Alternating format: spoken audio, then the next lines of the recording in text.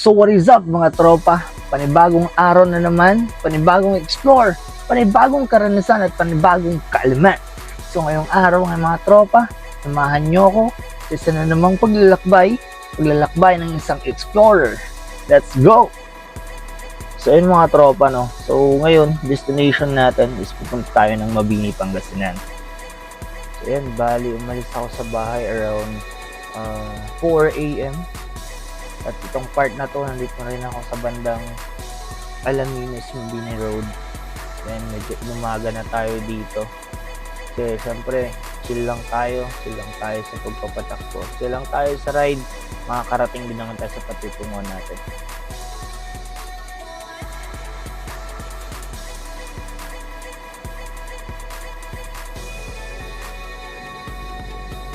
Malapit-lapit na tayo sa destination natin. Sad to say lang kasi nagkaroon ng problema yung dashcam ko sa helmet. Kaya hindi ko ma-record yung front cam ko. Hindi ko makuha yung front view na nakikita ko. Sa part na to kasi medyo foggy kaya gusto ko sanang i-share. So ayun, pagdating ko dun sa bahay is totally wala siyang na-record. So pagpasensya nyo na kung ano yung ma-share. So ayun mga tropa no, bali ngayong araw pala, pinunta ko dito talaga sa Mabini. Tapos pupuntahan ko yung tinanim namin mga kalamansi nung nakaraang buwan. So check namin kung kamusta, kung meron bang namatay or ano na yung kailangan gawin dun sa mga tinanim namin. So dito na tayo sa site kung saan kami nagtanim nung nakaraan. More than 50 na piraso din ng kalamansi ito. No? So check lang natin. And then yung ginawa namin dito is tinukayan namin yung paligid ng kalamansi para mas ma-prepare na siya sa paglaki niya. Then syempre medyo maulan para mas maayos yung paglaki niya. Yan, so yung ginawa namin dito.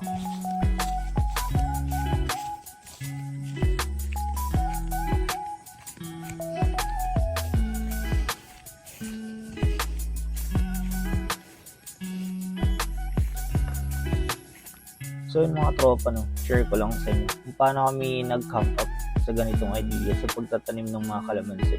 Though di naman nabago sa amin yung farming since ako galing ako sa pamilya talaga ng farming.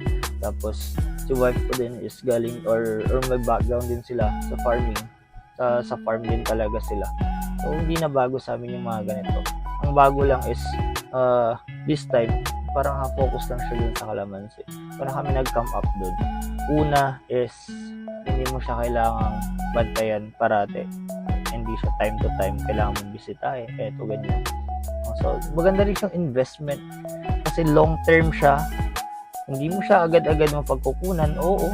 Pero in the future, syempre, diba may mga time na kailangan din nating mag-prepare para sa future. At least 3 to 5 years sabi nga natin parate, diba? 3 to 5 years, ano yung pwedeng mangyari. So ito, isa din to sa mga asset na pwede mo i-try. Kasi diba, 3 to 5 years buhay pa yan. Matagal ang lifespan ng kalamansi. So pwede mo siyang i-try. As of now, start mo na now para in the future, pag kailangan mo ba ng kumbaga pang emergency mo lang, diba? Pwede tayong makakuha, pwede kang makaani. Pwede siyang maging start ng good investment mo. Kung sisipagan mo lang talaga siya, diba? Hindi yung aasa ka na lang sa daily basis na meron ka. At least meron kang investment na in the future, pwede mong pagkakitaan. So yun yung naging idea namin. What if, diba? Nandun yung what if. What if i-try natin? At least we tried. Yun always. You try something na kahit medyo hindi nyo kabisado is nabivisualize nyo na maganda at nabivisualize nyo na meron ko yung konting idea, nakikita nyo na may something na pwedeng something in return para sa inyo mga tropa. So, kung ma-advise ko sa inyo, try something na gusto nyo talagang i-explore, gusto nyo i-experience na wala namang magiging bad influence or bad effect sa inyo. So yung mga tropa no, ito yung isa sa mga bagay na gusto namin i-try. Kumbaga, start of calamansi farming. Pero dito muna kami, start small muna tayo syempre. Ayan, this time mga tropa, tapos na tayo. Tapos na natin nahukayan lahat. Tanggal na natin yung mga ibang damo sa paligid ng mga kalamansi natin. So yan, hanggang dyan. Diretso yan hanggang dun sa baba. Tapos na natin. Kaya ngayon tropa, no, ang tanong ko na lang, ano yung bagay na gusto mong i-explore? Ano yung bagay na gusto mong gawin? Kung ako sa'yo, start mo na yan, gawin mo na yan.